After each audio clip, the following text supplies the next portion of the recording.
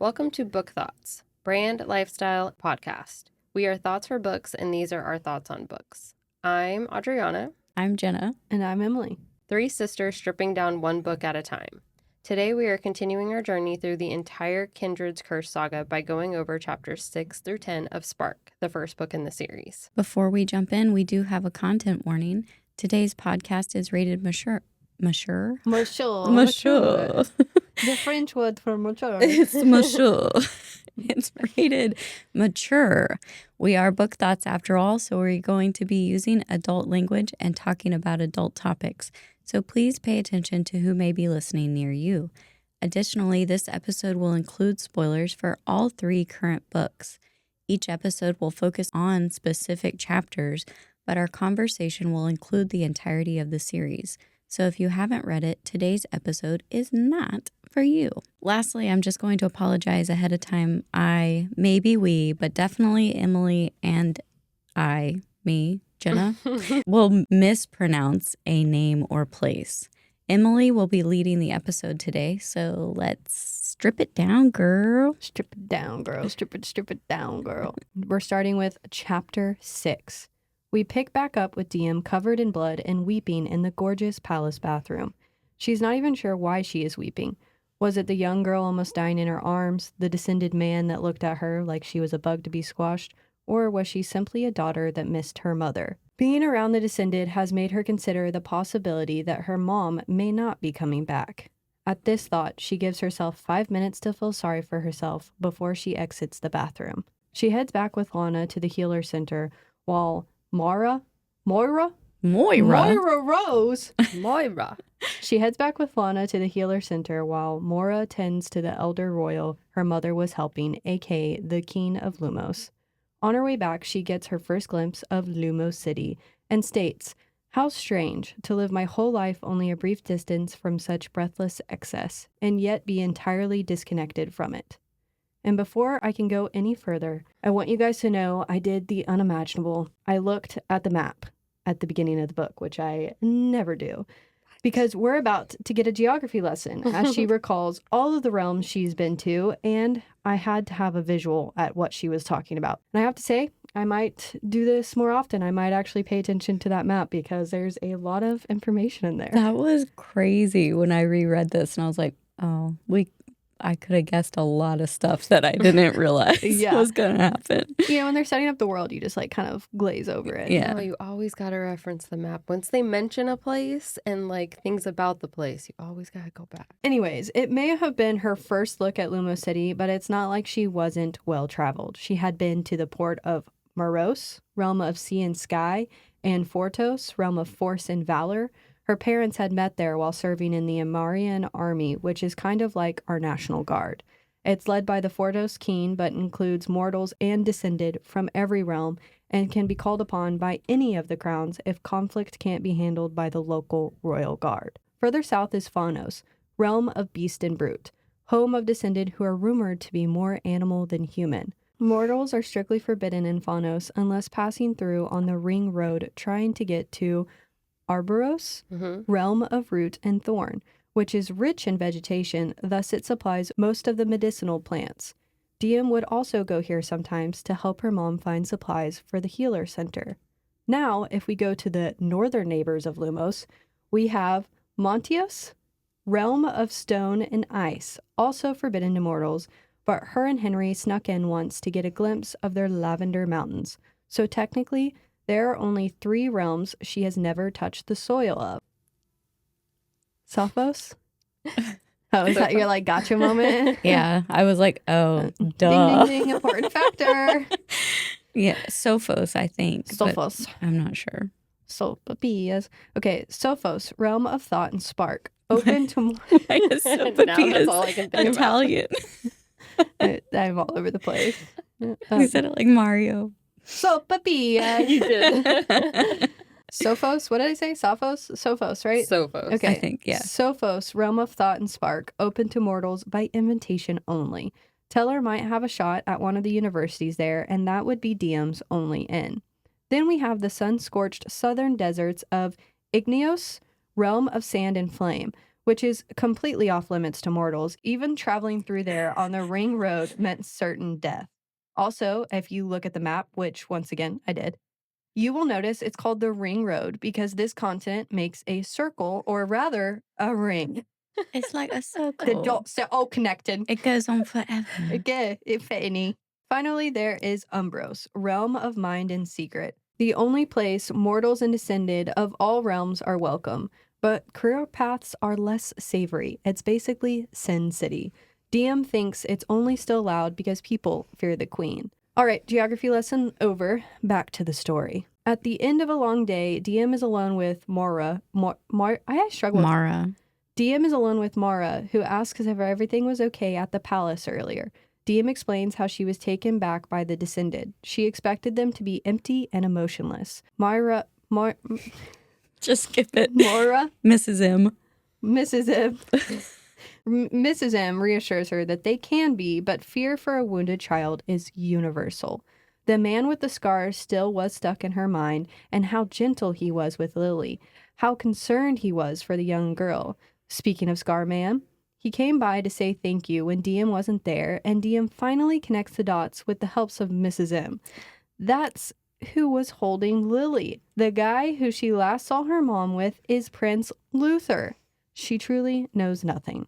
We then again learn from Mrs. M that descended bones are stronger than iron, and that's why Luther was telling her how to do her job. He actually wasn't being a jackass. Mrs. M continues that while stopping by to say thank you, Luther asked about Diem's dad and if she had seen her brown eyes as a kid. Mrs. M puts hoes before bros and of course stood up for Diem. Lastly, during this conversation with Mrs. M, we learn that Diem's mother had offered to serve the crown in whatever manner the crown requests for Teller's education. And if her mom didn't hold up on her side of the bargain, then her mom's life would be forfeit. Who struck this deal? Prince Luther and her mother. At dinner that night, Diem questions all the lies her mom told her and all the truths that were being revealed. Some readers might already be questioning her parenting decisions at this point. After dinner, once her brother and dad are asleep, she throws the rest of her flame root in the sea. Okay, I just wanted to say real quick, when I pictured Lumos City, and I can't explain to you why, I pictured almost like a Wizard of Oz city, if you guys have seen. Because of the road?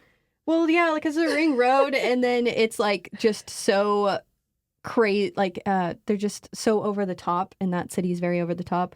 Or I was like picturing, you know, like in Charlie and the Chocolate Factory, his life is so like bland, and then when he goes into the factory, it's like color everywhere, Yeah. and it's just Oompa Loompas running around. Luther shows up, tips his hat, does a somersault roll. Yeah.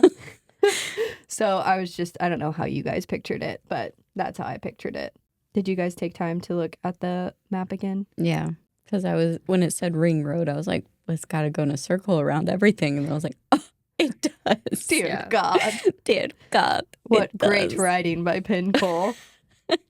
The expression.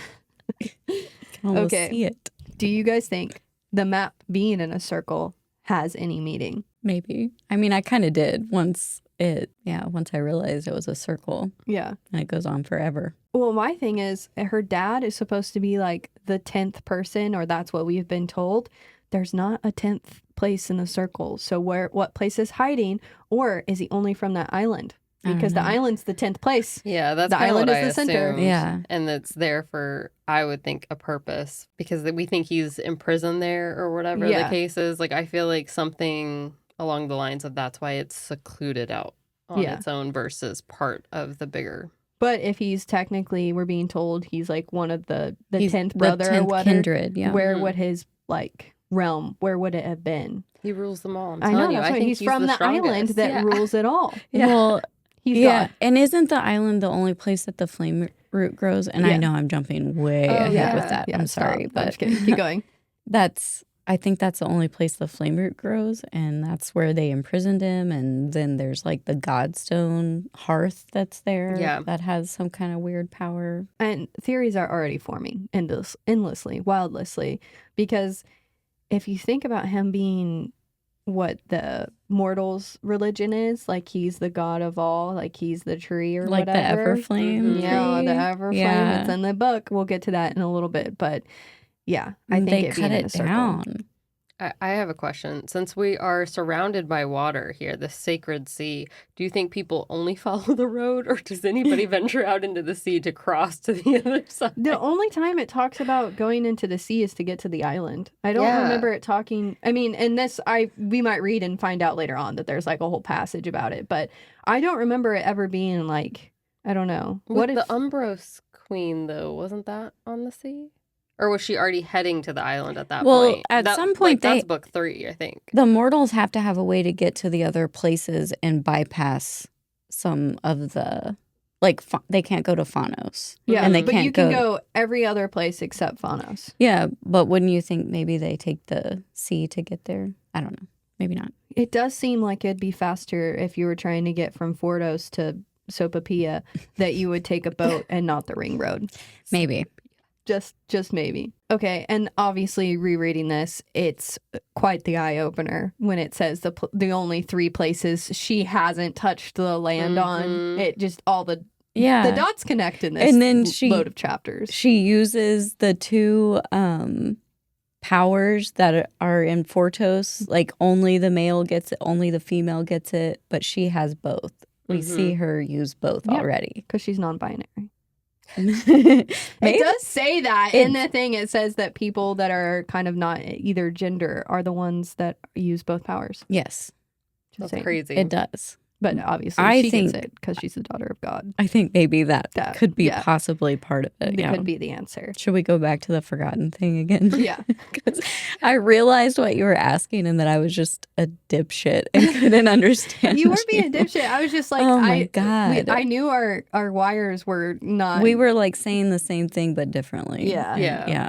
Adriana did help. You didn't think she helped, I don't know but that she I totally did. helped. No, you explained it how I couldn't make my brain because y'all were saying almost the exact same thing. You were just questioning. I just wanted to know if she didn't think she was descended, what she thought. Yeah, and I was saying forgotten isn't just a name that they call him because he's forgotten. Yeah. It's a thing. Yeah. Like kindred is a thing, forgotten is a thing. What Greek mythology is it? Titan? No, that's not right. Where they do kill their father. It's Greek mythology. Yeah, but who kills? What's the Zeus and Hades and Poseidon all kill their Titan fathers. Okay. Kronos. I'm kind of getting that vibe from this. Like, I think all the 9 realms are the children, and they're like, "Daddy's too powerful. Yeah, let's end him." Well, because doesn't Daddy eat the world? Daddy's a dick. Yeah, in the Greek mythology. Daddy no. Yeah. All right, which realm would you want to be a part of based off the short descriptions? Well, for one, I still love Umbros. I think that queen is crazy, but like not in a bad way. Like I think she's awesome with her powers, with her knowledge. Like she's, I think, one of the oldest ones that we know of. So I want to spend some time there. I like that later on they can be friends. So it's like that part of it. I was like, oh, if only it had worked out. Yeah, if only she had not saved Luther and stayed back. Yeah, that's where she left, right? Well, she was going to get all the more information, but I do think it was more of a give and pull, and it just wasn't going to happen. And the queen knew it wasn't going to happen. Oh, she knew, yeah. Oh, yeah. I think Montios, that's how you say it. I still want to see the Lavender Mountains and the cold. That's for me. Yeah, I think that too. I hate the heat, so I'd be a little mountain person. Igneos is not for me. No, stay far away from that. Deserts. My mom loves deserts. Mine does too. She likes to go vacation in them because she's a little, what are they called? Snowbird, where you just leave the cold to find the heat. Yeah, little reptile. I hate it. I think and then you get like sand in your nose, dirt everywhere. No, if you go on a hike, you feel like you've basically hiked to Everest because of the effort you put in. Not to offend anyone that's hiked Everest and put in the work. My dad lives in Arizona, and I'm just like, it's so hot. He called and he's like, yeah, it's 111 today. And I'm like, ugh. And he's like, but it's a dry heat. So if you're in the shade, it's fine. I'm like, I just spent a weekend or 2 days in Arizona, and I couldn't even venture out far enough to like do anything because it was like, I want my hotel room. I want to be under the fan and AC. Like, couldn't even find the shade. It was so hot. It literally was miserable. With that being said, it is on my bucket list to like go into the Sahara and ride a camel around. Is it really? Yeah. I mean, I want to go almost every place I haven't been. You want to go cool where? Hikes. Like the Grand Canyons. But the Grand Canyon is cold. Yeah, the Grand Canyon's cool. You Yeah. should check it out. Yeah. I want to go. I've heard it's man-made. Yeah. When I went there, I posted after our hike and said, I posted a photo of the entire Grand Canyon and I said, I can't believe this was man-made. And people that I didn't even know commented on it. It was like, actually, it was built with years and years and thousands of years of erosion and all this stuff. I was like, okay, chill. I don't think it's actually man-made. But I do remember the morning that we hiked Angel Fire, I think is what it's called. It was snowing on top. And then when we were we didn't go to the very bottom. We went to the last ledge before you're on the bottom. It was 110 degrees. It was so hot. That was also with the day passing. Yeah, but still. Yeah, it was toasty. What a drastic change. Well, and it's the only hike where the hard part is the end. You have to, I remember my friend, she was like, just leave me. Leave me at the bottom. I can't make this hike back up. It's okay, you're coming with us. You're going to make it. You're fine. This reread does, in fact, make me understand Diem's denial a little more. Her mom left her with absolutely no information whatsoever, which was not the best parenting decision, in my opinion. My first read through, I was so frustrated with Diem, and I was like, dude, just get on board. You have power. But now rereading it, she's been told her whole life that they're illusions. Hallucinations. And that she's crazy and that her father had the same illness and was crazy. And now, I don't know. I just was very much more understanding of where she came from with her denial. Right. I remember the first time we read it, we all talked about how we loved her stepfather, Andre. Yeah. But and I still love him. But I want to understand more of the reasoning behind her mom. But I don't think we're going to get that until we get more Byrne. I think there's so much left unsaid because she's gone during this whole span. And all we are left with through Diem's eyes is that none of the knowledge that she had previously. So now she's learning as she's just picking up and going. Yeah, I think the next chapter I will release some of my frustration as well. All right. Well, that's Fair. Chapter 7. Diem and Henri are on their lover's retreat on the ring road to Fortos. Diem is lost in thought, and Henri notices and asks if she wants to talk about it. I want to emphasize that Henri is initiating this conversation. He even says, Diem, we've been friends since we could walk. You know you can talk to me, right? Right? Diem is hesitant to say anything about her mother's deal because she knows Henri hates Descended, with good reason. As an infant, his mom had fallen ill with a rare disease that was treatable, but only by an herb native to Montios. But since mortals were forbidden there, his father needed help from the king in order to get the herb. He was denied the help, and she died. Henri assumes that she is worried about her mom and assures her that her mom is alive and to trust him on this one. Okay. After a carefree moment reminiscing on adolescent chaos, he tells her about the rumors he's heard about her visit to the palace. In quotations, a hero that saved a young Descended with a bag of herbs. This leads Diem to tell Henri she might take her mother's position at the palace, and to her shock, he actually thinks it's a good idea. We all know the only way to defeat your enemy is to know them intimately. Staring at a fire after setting up camp for the night, she is filled with anger. She has a pleasant life, and it could be so forever if she wanted it to, but she is unsettled. Something is stirring. Henri distracts her with making some moves since they are finally all alone. And after briefly rejecting the safe sex tonic, we get some steam. And I don't know how, but I always get to recap these moments. But this scene wasn't as much steam as it was Diem having an inner monologue with a little sexy interjecting. She thought of how they've grown from innocent littles to lovers, how she was never a gentle girl like lovers he's taken before, etc. But she eventually gets in the moment. She lets the lust actually burn within her, but even after sexy time, she is still burning with the fire within her soul. Would it burn her alive? I got emotional when I read this again at the end when she's suffering with the burn that she feels within her. She got a lot going on, a lot in that head of hers. And it just keeps fueling the fire or the flame within her. Even when Henri's arms curled around me and the rise and fall of his chest slowed into the deep, steady rhythm of sleep, I stared at the depthless midnight sky, my thoughts as turbulent as they'd ever been, and I burned and I burned and I burned. And that just made you emotional. Yeah, because I've definitely been there where you can't shut your brain off and you're just sitting there and you're like, why am I thinking about all of this? And I can't do anything to change it. I actually just saw a post from an influencer who says that when he has those moments, he will write them down into a list of things that he can control and things he can't control.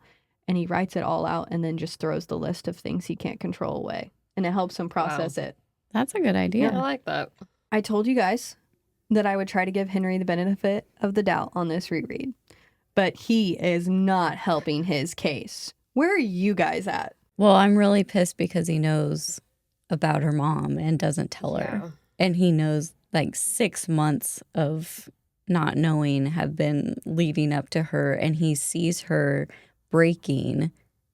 And she tells him that she's breaking, and he still doesn't tell her. And that's one of the things that she, in the future, gives Luther so much crap about. And I'm like, you don't even get mad at Henri about that. Yeah. Does she? I mean, she might.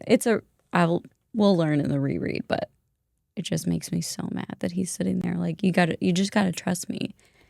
I'm like, Well, he brings up her mom. He starts the subject.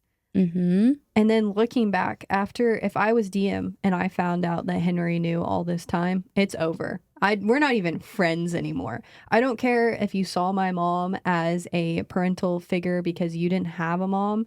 Nope. Just the fact that he brings it up, I think, is what grinds my gears. That you are approaching the subject. I'm not even bringing it up. I think she has some trust issues with Henri just to begin with, because every time he asks what's wrong, she's so hesitant to tell him anything, no matter what the subject is. It always sounds like, oh, I don't know if I'm going to tell him the truth or something like that. No. It's like she almost kind of dances around it, wanting to talk to him about her feelings. And he mentions that constantly, that like he's pushing or whatever. And I think he is, to this day, I think he is part of the reason her stepdad dies. I think he killed him. Yeah. Okay. That is going to be the unforgivable. Yeah. If it's ever revealed, yeah, we may. That would be the unforgivable. But I think he did it to try to like stir a fire within her.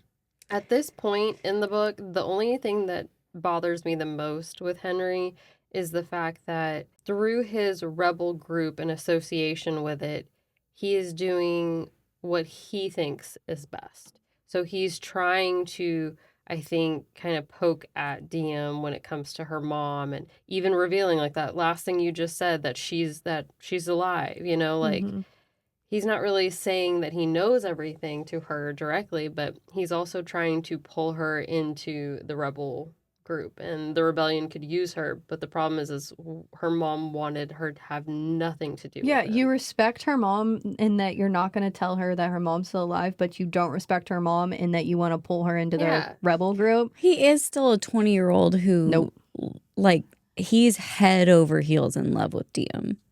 You can see that. Like, he is. If some would say if he actually is/was, then he should have told her about it. He absolutely should have told her. Do you think I'm reading too much into this? Or do you think the story of his mom dying is suspicious and that there is more to the story? It's just weird to me that she's ill and the only treatment is in a different realm. Like, was she traveling? What's she doing? Well, yeah, it did make me think, like, is Henri even more than mortal or whatever? Because, I don't know. That would be the ultimate twist and turn. Why would there be an herb that they can only get in Montios? That's what I'm saying. Yeah, it was weird. To me, it was weird. And Diem's parents aren't from Lumos? Lumos. Or you can say Lumnos. Lumnos? They're not from there. And then Henri's mom, at least, probably isn't from there. So what is Lumos, like the melting pot where everybody goes? I don't know. I don't remember why they said they're in Mortal City. Why they live. I don't think there's been like a reason. Like, I think that's just where they've landed. Yeah, I guess so. Like, maybe that's where the rebels are like most stationed, because that's priority number one for her mom. Let's just be honest here. It's not her family. It's not healing even. It's not healing. It's the Guardians, which last time I think we said they were the Resistance, but it's just the Gardens, and there's no way because it Gardens. Guardians. Yeah, there you go. Yes, he knows she's the leader and he's not telling her. No, we're going back to this. I can't. I get so frustrated because if he wants to be with her and be truthful with her, I don't know. I just have a really big thing about trust. So. Trust and honesty. I feel like if you're going to choose someone to be your life partner in whatever circumstance, you got to tell them everything. There's nothing that you can hide. And it goes back to Diem having commitment issues as well. Yeah. Like she feels something is off between her and Henri, and she doesn't want to tell him all of this stuff and doesn't want to trust him completely. And if that is your person, you automatically want to tell him everything and trust him completely. So, okay, I didn't phrase this next part right, but just her spiraling in her thoughts while she's in sexy time, it just kind of made me giggle a little bit. The multitasking capabilities of a woman is just extraordinary. Like, he's 100% into it. I bet you there's not another thought in that head. But she is basically having a breakdown within her own internal monologue while they're having sexy time. Yeah. I thought it was sad because yes, I kind of feel sad. like it's another indicator that she's not really in love with him. She loves and cares about him, but it's just another indicator that she doesn't want the same future with him. I think it's also an indicator that maybe I'm just so anti-Henri, it's insane, but he's not really like looking at her, because I feel like if he really was her intimate lover and all that stuff, he would have been like, hey, maybe this isn't the time that we should have sexy time. Maybe we should sit down and talk and you can kind of express some of your feelings and I can be honest with you about your mother. He did. I mean, he did try, but then he pulled back because he doesn't want to be honest with her yet. So I don't know. So much he can't really even Once reveal again, at this point. he brings up the subject. Okay. Oh, I was going to say something about the multitasking too. Yeah. In the previous chapter, or maybe even one before that, it was when she is like, okay, I get 5 minutes to break down and then I'm going to pull myself together. And I know women are like that. Yeah. I know. I've done that before. I'm like, okay, this is my time. I can be a baby right now. Yeah. But when the clock hits 7:23, I'm done. Yeah. Or whatever, you know? It's one of those good shower cries like we talk about. Chapter 8. Diem has a nightmare bringing her back to when she last saw her mother talking to Luther. Except in this nightmare, Luther is making her mother pay for her bargain. He says her mom has to choose her life or his, assuming Luther is talking about Teller. Diem from afar says no and reaches for her mother, but it's not her mother that turns around to face her, it's Diem. She begs for Luther to let them go, and he just laughs and reiterates, "Who will you choose?" Diem startles awake. Still naked, the cold air is a shock to her system. She gets up to clear her head until the camp is a distant glow. Sex had been a short-lived relief from her worries. She has replayed that moment 1,000 times, looking for an answer to her mother's disappearance. Was this time any different?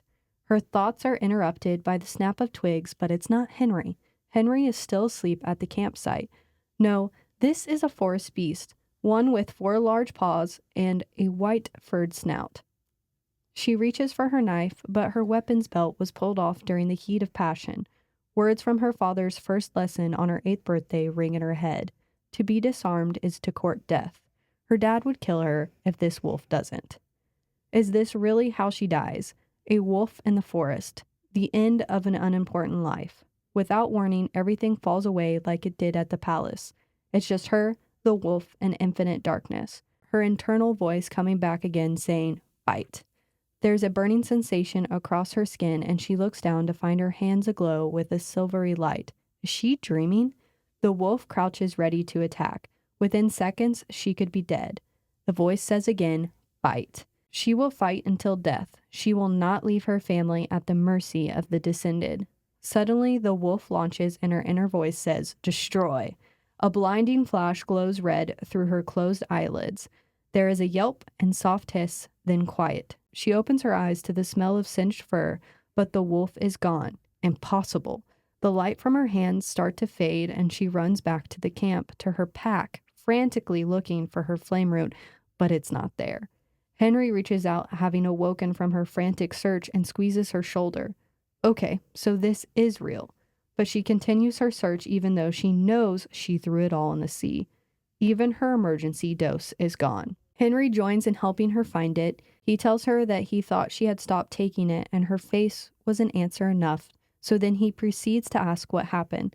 She says she had a hallucination like before and talks about the wolf. He nervously laughs that it was real. The growl is what actually woke him up. But if it was real, then what happened would have been real as well, right? Right? He hugs her tight and says she's scared him half to death and urges her to get back to sleep. As he turns around, she notices a tattoo. Now, I'm going to go into detail here because I feel like the story of this tree is important. It includes all of the titles of the books in this series, and I'm not sure what that means yet, but that has to mean something. So, in quotations, the tattoo of a gnarled tree with leaves of flame, inset in a circlet of vines, the sacred Everflame, the tree of life and death. In old mortal religion, all life began as sparks from the Everflame that fell to the earth as glowing seeds. At death, those found worthy by the old gods would be placed among its burning branches, where their earthly bodies would turn to ash, but their souls would remain forever warmed by the undying fire. Those found unworthy were doomed to an eternity in a cold hell encased in ice, far from the Everflame's redeeming heat. I don't know, but I feel like that might mean something. Diem warns her that he could be skinned for having it, since talk of their gods was strictly forbidden by the descended. He kisses her and she is lost in lust instead of her thoughts. Thoughts of her mother, the prince, and now the ash of the wolf. Okay, do you think the tattoo, aka the tree of the Everflame, has meaning that we're not seeing? Or does it have meaning that we are seeing? It says all of it. I mean, it like, says spark. literally, Says burn. Yeah. It says glow. It's life and death. And what are the two things she just heard? She always hears fight. She always hears destroy. She had light coming out of her hands. I think she is that god's daughter. And it's funny because it's like a circlet of branches and then the trees in the middle. Kind of like, I don't know if you guys have looked yet, kind of like the map in the book. Just saying. There's an island, then all around it is the continent. Yes. Did you just get chills?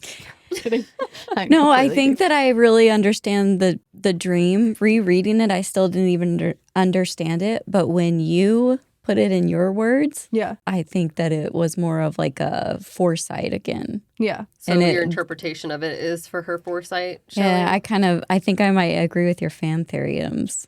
Okay, which one? Where she has to choose to live or die because life for life. And Luther's like, I'll do it. Like, let me be the life. And she's like, no. And he's like, you have to choose. And in this moment, when you're reading it if you haven't read the other books, you're thinking, oh, he's talking about Teller. Like when it doesn't say the name, he just says, choose him. Yeah. In her mind, she's also thinking, oh my gosh, it's Teller as well. But yeah, it's her or Luther. Her mom has red hair, and it does say when she was younger, she had red hair too, until it lost all color and her eyes lost all color as well. So maybe I'm praying that maybe she just gets to give up the goddess part of her. And gets to be kind of like a mortal. And gets to become mortal again. Like, maybe that's she wouldn't live as long as Luther. No, she wouldn't. It's true. Oh, God. Oh, God. Nothing's happy. Is there going to be a happy ending? Is it possible? I need it to be happy, Penn. After that hallucination happens, would you be running back to the flame route, or would you be like, damn, look what I've done? So I kind of thought she was running back to see if the tonic was gone. I don't know why, but what like tonic? The one that Henri takes, because she was like, if it's gone, then everything really happened and this isn't a dream. But you're probably right. No, it specifically says she's looking for the flame root, and then he starts to like help her. Why does he say, I didn't it bothered me. Why does he say that the growl was real? It's what woke me up. But yet she's the one only running back. Like, did he not look around and be like, where's my boo? Yeah. The whole thing with Henri there bothers me. Like, oh yeah, no, you're not crazy. the growl's real. Okay, but the wolf disappeared. Nah, that didn't really happen. It probably just ran off. Yeah. Was the wolf real, or is it a symbol again? Not a hallucination or what she's fearing she's seeing, but like, is Henri the wolf? Not saying like he's physically the. Do you see what I'm saying? How do I word that? Yeah. Yeah. I think it was real though. I think it was her powers coming out, but I get what you're saying. Yeah, like a metaphor. I put too much emphasis on that, but I feel like I mean that's what we do. We like to read. He just disappeared. Yeah. She eviscerated. What's the word? Eviscerated. Yeah. Eviscerated. Eviscerated. He goes into dust. I picture like I think it's War of the Worlds with Tom Cruise, and the aliens are like shooting at people, and when they like shoot at you, you just poof into dust. I think the wolf was there. I just get really mad that Henry's like, no, it's real. You're not hallucinating. And she's really scared that her illness is back because she's not taking the flame root. And he's like, you're not taking that flame root. You don't need it. Yeah, once again, another wish that he's like, your mom I know your mom really wanted you to do this, but I don't really care what your mom wants unless it's about telling you that she's alive. I don't know. It's just the whole thing is very odd. Like he's telling her she's not crazy. She doesn't need medicine. But at the same time, he's not acknowledging that she also saw something that's unbelievable for her. Yeah. I like that he doesn't want her to suppress. Yes. With the medication. But the intention behind it is what's deceiving. It's selfish. I don't know. If there's Henri slander, I'm here for it. Okay. I don't know if you guys noticed, but Ems isn't a big fan of Henri. I'm really trying to be open, and it's made me the opposite. I didn't hate him this much the first read, actually. Penn told you that she loves Henri. It does not matter. Penn, you wrote a character for me to hate. I don't know what to say. It's how I interpret it. It's how I interpret it. Anyone else annoyed with Henri always distracting her, or is he being the best partner that he can be?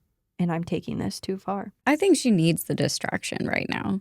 So I'm not really mad at Henri about that because she readily accepts it. She's not ready to deal with all of the things that are being forced on her right now. Right? Diem is the definition of denial. Yeah. Diem equals denial. Yeah. Currently. And possibly forever. She needs that like lust distraction. It's bad in my mind in this scenario because it's not good for a relationship. For Henri, it's not lust. For Henri, it's true and love, and he thinks that this is their future. Like that's sad for little Henri boy. He sure moves on quick for being sad about that. I mean, for true.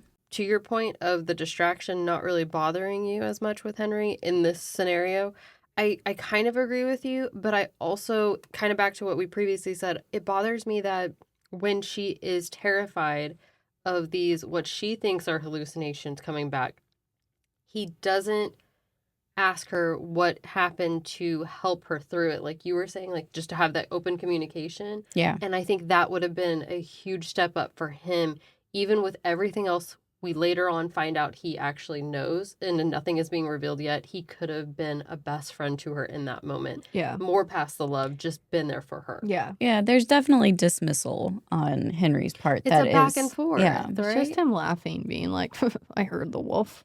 It was real. Yeah, you had it. It's fine. Yeah. She's like in panic mode and he's like, don't even worry about it. Chill, girl. We don't need to take that lover's tonic. God, that one bothered me. I rolled my eyes so hard at that.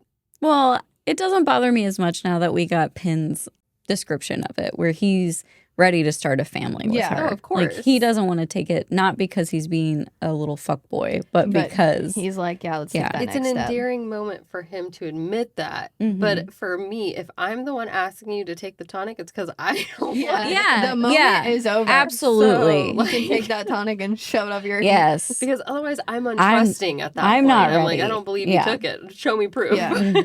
Absolutely. Yeah, I'll take it. Yeah. Chapter 9. Henri and Diem arrive at Fortos late the next morning. The leafy forest of Lumos give way to the rocky flatlands of Fortos. It seems that the magic that reigns over the realms is infused into nature itself, and maybe that ain't no lie. Teller had once mentioned something about the descendants' abilities being tied to the soil of their realm of origin, or, as they called it, their very hard word to pronounce. What is it? Their Taramir? That's how I would say it. Sure. But there is like an accent on something. Yeah. And she does it. I feel like it could be French. It could be. If it was in French, how do you think you'd pronounce that? I've never taken Terjeme? French. You should highlight it and then put it in Google Translate for just that. Terre-mer. Terre-mer. Terre-mer. Terre-mer. Okay, that's what I'll say. Do it. Their terre-mer. I loved it. It was perfect. You Thank sounded you. just like Did the I? Google Translate. Yeah. Dear God, help me. All of this stemmed from a story of a child born in Umbros to a descended mother from a different realm and a mortal father. He showed no sign of power until he returned to his mother's home realm and promptly exploded with power from the bent-up years. Henri is about to strike conversation when Diem yells out in pain. Henri goes into protective mode, but there is no sign of injury or an attack. She looks to the plaques on the ground where it says Lumos and Fortos. They just crossed the border. Her pain had to have been magic from crossing the border. But logically, it only affected her because she was a woman and Fortos never had a queen and doesn't like women. Yeah, logically. That's the only thing That's makes the only sense. possibility. Couldn't be anything else. Henri was like, well, they've probably never had a queen because they're magic. And Diem gave a confused look. And he was like, you know how every realm has two kinds of magic? No, she does not know. She knows nothing. He goes on to explain that in Fortos, the females get healing magic and the males get the power to kill, aka they can make your body decay right in front of your eyes. Oh, shit. You Yeah. mean like I did with Lillian and then I just did with the wolf? Mhm. Fuck. Kind of Okay. like that. Nope. Thus, since the crown chooses the strongest, it will always choose the male, the fighter, not the healer. Diem, the trained healer, obviously takes offense to this and threatens to kick his ass. She then starts to wonder if the bias in their magic to carry out in how they ran their armies because she knew that women never had coveted roles. Henri argues and says that's not true because the women are usually the spies. How did he know about the spies? Well, turns out he used to deliver messages for one. Who? I'm not sure. Diem? We don't know. No. Mm. Diem shakes off her pain and they continue on. A few hours later, she is in a warehouse scanning every jar. The army is stocked with medicinal ingredients native to all 9 realms. Diem thanks Leona, the worker, again for her help. Leona just responds with anything for Arlie. You did it. Thank you. Leona then starts chatting, first about the sick king of Lumos and the change of crown going to happen any day now. She continues saying soldiers are preparing in case things get bloody and asks Diem if there is talk about who it will be. Diem grumbles. It's Prince Luther, of course. Leona senses Diem's resentment towards the descended and gives some unwarranted advice about not getting in the middle of the descendants' squabbles. It comes off as almost a threat. But then Leona turns the conversation to ask how Diem is doing since her mom is gone. Diem takes this as an opportunity to ask if Leona knows anything about her mom. Leona quickly ends the conversation and says it's time for Diem to go. That's suspicious. Yeah.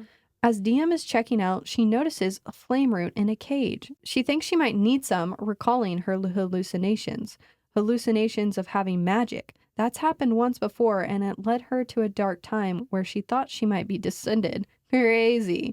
Finally, Diem asks if she can get some of the flame root, and Leona's eyes get wide, and she begins asking questions. Why does Diem need that? What does she use it for? You need all 9 crowns to give permission to even get an ounce of it. King Fortos is the only one with access to the cage. How did Diem ever get some? How? Diem comes up with an excuse and says she must be thinking of another herb, but then further asks why Flameroot is so guarded. Leona says her visit is over. As Diem is walking out, Leona warns her to stay out of whatever her mom was doing. You can be executed for even knowing that Flameroot exists. Okay, so is Leona descended or mortal? I think she was mortal.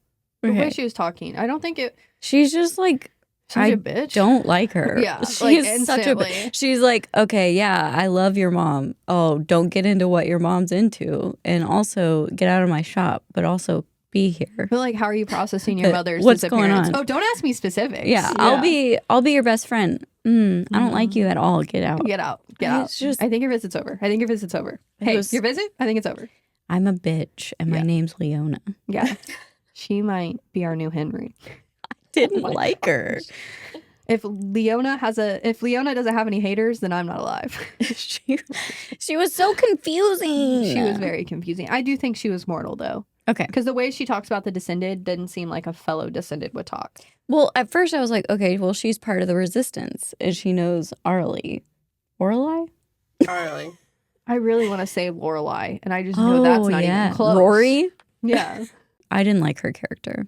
She made me angry. So I just think she was acting suspicious. She was just all around. And why is she allowed to have the flame root? I mean, she is holding all of the medical supplies, period. But yeah. It's not medical, though. Kind of. Really. It's evil. It is to Diem. To Diem, it's medical. Diem. Is it flame root you can use to kill, or is it only to block the powers? I'm pretty sure it just suppresses all of their powers. So then that makes sense. Like it's we find out Godstone in my That's chapters that actually bring up that kills them. Then it makes sense that they would have that because like later when she visits Fortos, that's where she finds her mom, right? Is it her mom in like the prison at Fortos? No. That's not who she kills. Her mom's on the island. Yeah. No. Later on, when her mom does get captured and is going to be sentenced to death, isn't she on Fortos and she kills the Fortos god? Yeah, the king. Yeah. I think that it makes sense that they would have flame root if that's where they keep their prisons, because you would like want to dampen someone's powers. Yeah. It's just kind of odd that it's in this medicinal shop and not like in the dungeons where it's going to be used. Yeah. And she's instantly like, don't talk about it, don't bring it up. You shouldn't know anything about that. Yeah, I'm sorry I have this on a showcase, but you literally even bringing it up. It's in a cage. She hastily covers it with its blankie like a bird in a cage. It's the most coveted herb that you can get, but I do have it on display. Like, oh no, don't look at it. Be honest, which of the Fortos abilities do you think is stronger? The killing or the healing? I'm all for healing. All for it. Yeah. You're a lover, not a fighter. I am to my bones. To her core. That is stronger? Yeah. Like, which one do you think is more valuable, I guess you could say? To an army. To a world. I mean, I think you need the healing. Otherwise, if you're just killing, destruction. What I think is interesting is that it's both. How they talk about how the men have that power and then the women have that power. That's very much kind of like real life, though. It is. A lot of our fighters are men and a lot of our healers are women. And I like the women healers better. I don't like the men healers. Usually they don't listen. They really don't know. I don't want to get into that. You're usually assholes. Would knowing more about flame root make you glad you aren't taking it or scare you straight to take more? It would just open up more questions. Like, she knows nothing. Yeah. She's not told anything. She's so sheltered. It's insane. Yeah. I don't know how she lived to be 20 and remained so sheltered, especially since she's been to almost all the realms. Has somebody been wiping her memories too? Does the flame root take away her memories? I think it just goes back to her mom, like not wanting her to have anything to do with the Descended. But it just goes back to the parenting at question is you unprepared her so well. You kept her unprepared so well. Congratulations. If that was your goal, you did it. You set her up for failure really well. Heaven forbid something like this happen to you or more permanent thing. Like your daughter has no survival skills except to fight. Yeah. And so if she... I don't know. It's really dumb because she knows the truth. She knows Diem has powers. And she knows it's not fake or hallucinations. And I think later on, doesn't her mom say she didn't tell them about her going to the island because she didn't know if she would survive it? Yeah. And I'm like, stupid. Okay, leave a letter in a box. Something that says, hey, Diem, if you want to survive among the Descended, here are 10 known facts about the Descended. I don't know. Maybe a dummy survival guide for Descended or something. Just... Here, I don't know. Your dad and I have been around him our entire lives. Your brother goes to school with him.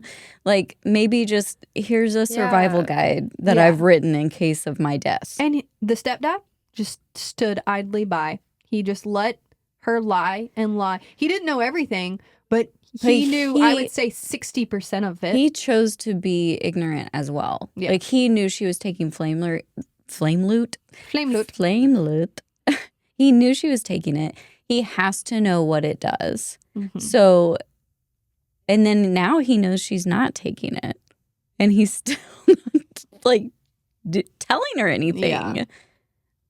I'm just surprised he never asked Arlie about her. He didn't want to know. No. He wanted... It was Ignorance more is of bliss. it was more of a Sometimes. let me just leave it at that. Yeah, for sure. Which I can kind of understand. If your significant other is being like so secretive about something, obviously doesn't want you to know, like, are you gonna push them? Yes, me. Absolutely, I am. They had a mutual understanding that what they both did, sometimes secrets needed to be kept, which I could never be with someone if they were in a role that did that. Okay, do you think after that visit, we or Diem should have put together that her mom may have been the spy that Henri is talking about? Oh, I still didn't. Oh, Really? Until you just said that. Just I'm now? an idiot, yeah. Oh, gosh. Wow. Okay, so I guess the answer to that's no. Ooh. We should still, ignorance is bliss. I think that I did the first time we read it, but this second read, I did not even think about You're it. like, oh, he must know another spy. I just didn't know. No, I thought he was talking about Arlie. Yeah. I thought that was most of the reason why she's gone. Like, there's too many hints that she's still possibly alive. She's coming back one day. And it's like no. That is one thing that I like that's consistent with Diem's character. Because some books, the main character will be super smart and like get everything. And then the next chapter, they're idiots and don't understand what's going on. Yeah. Diem's just kind of an idiot the whole way. And not really. She's not an idiot, but she does choose denial, which I understand. Clueless. But yes, she is clueless the whole time. Yeah. She just doesn't have enough of the information. And because she was raised in such seclusion of it, I feel like she only goes back to denial. Does anybody else feel a kindred spirit with Diem being sheltered and then going out into the real world by yourself? Wait, say that again? Yeah, say that again. Do you like share a feeling of like you grew up really sheltered and then once you got out on your own, you were like, oh. I don't think I was that sheltered. I think I was just like ignorant to what was around me because I had older siblings. Like I knew things because of that. But then there was just stuff that I never questioned. So then when I found out what it really meant or I guess decided to question it, I was like, oh, well, that was obvious. I can't believe I never thought that. I mean, I wasn't like allowed to watch Power Rangers. I wasn't allowed to read Harry Potter, watch Harry Potter, like all of that kind of stuff. And I don't know, go to church all the time, just typical Bible Belt child. Yeah. And so once I branched out and got out on my own, it was a little bit eye-opening. Like, ooh, okay. It really is. Yeah. It really is. It kind of infuriates me. But, when you look back, it's what they thought was best. Yeah. Yeah. Parents are always And that's what usually we get trying. mad about here. Yeah. Parents are trying to do their best no matter what. I do know that I've decided not to raise my children that way. But And if there was a handbook on how not to raise your children, I might put what's her face orally at the top of it. yeah. Mm-hmm. Yeah. I think you should expose them to what you can while they're under your protection. Especially if a war might happen and that you might be leading inside of that war. You might be the cause of the war. You might be the leader. Oof. Chapter 10. That night in Fordos, Henri and Diem stay at an inn above a local tavern. Over dinner, Diem attempts to listen to Henri's day, but is still focused on the flame root and what it could possibly do. Henri notices she isn't listening and asks her what's wrong. She asks him if he has ever seen the flame root beyond her home, and he says he hasn't. She explains she wanted to have some flame root on hand just in case, and he offers to ask around, and she screams no, since she now knows the risks. She turns to stuff her face with food, while a thick bearded man walks up, giving Henri a hard time. He introduced himself as Breck. Or is it Brecky? I like Breck, but Brecky's cute. Maybe he goes by Breck, but his family calls him Brecky. He introduces himself as Breck. Breck instantly notices Diem's gray eyes and starts asking questions. Annoyed from the day, Diem quickly explains it was a childhood illness and offers for him to cut her to see if her skin breaks like a mortal, but to be warned because she will cut back. This only makes him compliment her by saying she is a true Bellator with that ferocity. Breck sits down and chats with Henri for a while before turning back to Diem. He talks about her father and mother and how he knew them through the army, but he also made a blade for her mother once. Henri is noticeably uncomfortable with this conversation and even kicks Breck under the table at one point. Breck ends the conversation with offering to make her a blade. In fact, he has one with him to give her. How convenient. One made with Fortesian? Fortosian, yeah, because it's called Fortos. That makes sense. Got to get those toes in there. Yeah, Get them Fortosian. dogs out. Got 4 toes in, 1 toe out. What? I can't with you two. Oh my God. It's called Fortosian. It is. Just pop them on in there. Yeah. One made with Fortosian still, the only substance that could cut through a descended skin. She refuses at first, knowing she can't afford it, but he insists. Finally, they agree. She will take the knife in exchange for owing him a favor. Isn't Breck the guy that ends up, like, capturing her and, like, basically torturing her in the beginning of book 3? I'm pretty sure. Okay. I literally thought he was her dad when we did the first read of this book. Once he got mentioned and, like... Oh, you're like, that's him? I was like, oh, is this the dad? Like, what? He hits father? on her. I know. He says he'll have sex with her. That's weird. That part I didn't remember. Hey, some books that's a dead giveaway. It's the dad. It's true. We don't know much about her dad. Maybe he propositions her too. Penn Cole has said that was one of the fan theories that was going around, wasn't it? That like Luther was her father. Yeah. Yeah, that's weird. That would be you That's guys. weird. If that was your fan theory, I want to know how you came to that. Why? Like why? And why? Why? Does Breck give you the creeps now? Yes.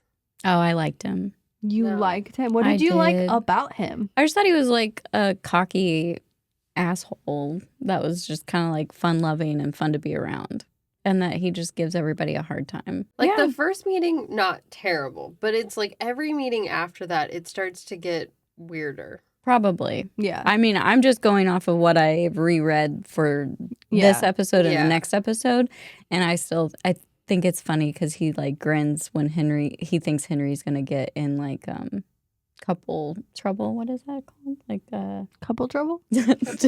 domestic dispute. Uh, And he's just like grinning at the fact Yeah. that he thinks Henry's in trouble. I just think he's just a It rubbed me the wrong way. First time and this time, the fact that he gives it to her, but for a favor. That just seems sketchy to me. always. Instantly. well, he knows who her parents are, so he probably he knows her mom is the leader of the. But we all know what the favor is. The favor he's going to ask is for her help in getting into the palace. Yeah. And so I just feel like that's a little slimy and schemy to do that without even her knowing what she's jumping into. I think that's why Henry is like, dude, stop talking. Like, you're risking my girl. No, I think Henry doesn't want her to know about the resistance yet. The And Guardians. Shit. The Guardians. He doesn't want her to know about the Guardians yet, and he thinks Breck is going to slip up and tell her. But that's what I thought was going on. Do you think it's to protect her in this moment, or do you think it's selfishly he doesn't want her to know that he's a part of it? I think he doesn't want it to get out before he's had a chance to tell her. If he, I could see that. He's had a chance to tell her. I mean, maybe He's had tattoo on many, his back. many chances. he all the has quite a chances. long time He's to on tell a her. lover's getaway. So he's had time. Yeah, But he's but not allowed to talk about it unless I think they're recruiting. it's like Fight Club, okay? You can't talk about Fight Club. Do you think that Breck wanted to ask her to be a part of, I said the Resistance, but we now know it's called the Guardians. The Guardians right then and there. Yeah, As soon as he's like, it's a Bellator. Yeah. I gotta get her on. I I think think he was testing the waters to see if like Arlie had kind of started to Paved leave the any way. crumbs. Yeah. Everyone thinks that. I think there's something in your chapter where I was like, oh, when she's in your chapter, I'll say it later, but when she's like offering to take her mom's position and Luther is like all of what she does. Yes. Like, how much do you know? Mhm. And then that's he when he's like- doesn't reveal anything after that point, after she's like quiet. poor Luther. He is stuck between a rock and a hard place for sure. I love Luther. I've already said it, but I think that she is already starting to not trust Henry a little bit because she is just always so hesitant to tell him the truth. And she does it here too.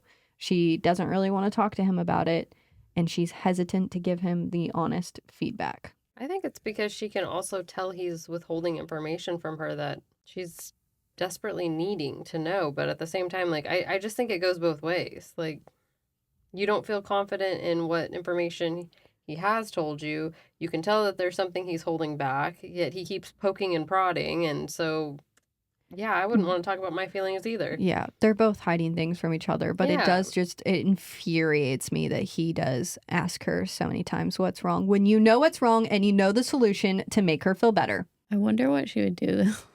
Would she kill him? I would. Immediately. Yeah. Like, where's that power with that was with the wolf? My brain would be like, destroy. Yeah. And I'd be like, okay.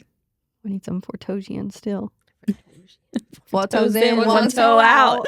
Honestly, I don't even think we need to do a fan theory section because we talk about fan theories. The spotlight today is the Everflame Ball will be August 30th this year in Castle Rock, Colorado. Mountains and Magic Events with Penn Cole and Fantasy Fangirls, another book podcast that, once again, they dive deep. They know a lot, and they'll give you even reading material before you watch the episodes to go over characters and different things and maps. They're the people that write maps, probably. They're cartographers. But they basically are. They get into it. So awesome event. It sounds like Penn Cole also said, I don't remember if 100% of the proceeds or just like a percentage of the proceeds are going to one of the 5 charities that she supports, which if you don't know the 5 charities she supports, click on the link to the interview that will be like in the little corner or whatever that we did with her. And she talks about the 5 charities that she's heavily involved with. But that sounds like a fun event. Wish we could go. It does sound fun. It does really sound fun. I wanted to go. I'm glad that Who would you they guys put dress it as? together. Ooh. From this series? Yeah, it's the Everflame Ball. I mean, you probably go into someone. That's a good question. Does anybody have purple eyes? Do they? I can't. I mean, I don't they have remember. every color of the rainbow I except can't gray. remember. I have main character energy, I feel so like I'm you probably should. going as Diem or her dragon. Oh, I freaking Her love Griffin. Soray. Is it Griffin in this one? It's a Gryvern. Gryvern. Mm-hmm. Gryvern? How you say that? Gryvern. That can't be a real word. I can't. That would be hard. Can I go as Luther then? Yeah, you can. I was just thinking my favorite character is Taryn, so I'm going as Taryn. The dragon from Fourth Wing? No, the best friend. Yeah. Oh, yes. Should we The all one just that be calls her- boys? Yeah. Okay, you're Taryn, you're Luther. Who am I? Who do you want to be? I'm going to be Henri? Mr. Bellator. Yeah. Henri. I will not. She But got for so real, I could see angry. it. She did. I don't want to be Are Henry. you sure you're not Diem? I could see the flame rising. That's what I within said. I you. said I have main You gotta be. I- You gotta be Diem. Any like book series or something like that. Jordan gives me a hard time because he's like, "Who do you think you are?" And I always like, maybe the main character. I don't know. I don't know. Maybe. Just maybe. All right, now let's wrap it up. Thank you so much for listening to this week's episode. Next episode, we will be stripping down chapters 11 through 15. Be sure to check our links and follow us on all of our socials. Tune in every Friday on YouTube or wherever you get your podcast for a new episode of Book Thoughts.